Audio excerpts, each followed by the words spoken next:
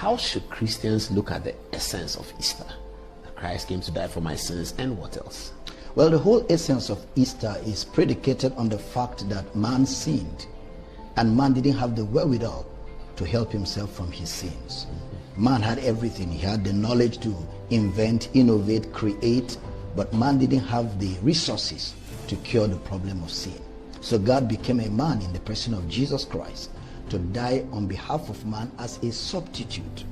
All right, so Jesus died on our behalf, was buried, and on the third day he rose triumphantly, defeating sin, death, and the grave.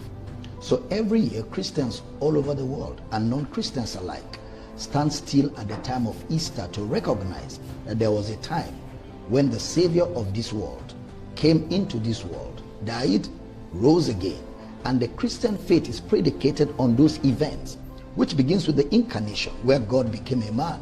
The book of Isaiah says his name shall be called Wonderful, Counselor, Mighty God, Everlasting Father, the Prince of Peace. So Jesus is Mighty God, Jesus is Everlasting Father, Jesus is the Prince of Peace, which means therefore that the birth of Christ, which we call a birth, was actually an incarnation, a miracle.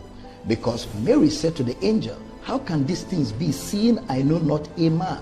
So there was no will of man involved, because John 1:12-13 says that Jesus was made not of the will of man, nor of flesh, nor of blood, but of God. So that's why the best way theologically to look at it is what we call the incarnation, a miracle, a fusion of deity into humanity for the purpose of giving legality to the work of redemption.